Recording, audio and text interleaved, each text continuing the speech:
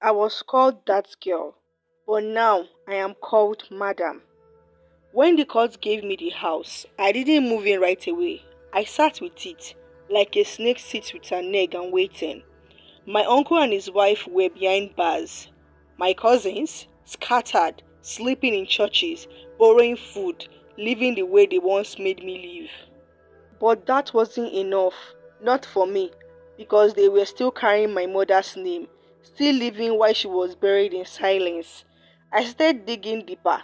That was when I found out the car accident was a lie. There was never a crash. There was never a car. No road. No death certificate.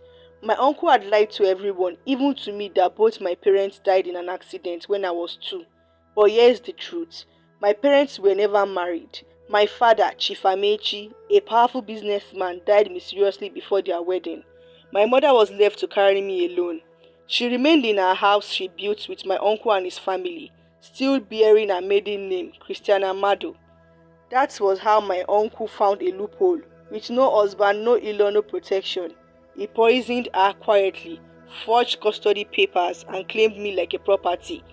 He then made me the house help of my own inheritance.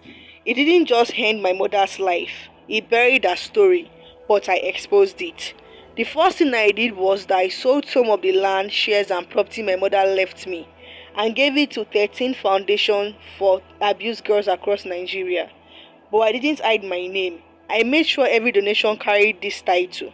Ezine Christian Amadu, daughter of Christian Amadu that was poisoned by her brother, reclaimed by justice. Her name became a shrine. His name became a curse. Next, I hunted my cousins down. One was working in a bank under a false identity because the case was published all over Nigeria and the world at large. I exposed him. He was fired the next day. The other child, she had gotten married and changed her surname. I sent her in-laws the full murder file, including court papers, forged documents, and her own voice calling me the help. That marriage collapsed. Next, I filed a motion to legally remove Madu from my name. It belonged to killers, to shame, to lies. I took my great-grandfather's name instead, my mother's true origin, Okorie. Now I am Ezine Christiana Okorie, born from shame, reborn in fire. My final move? I bought the land behind the prison where my uncle now rots, and I built a private garden there.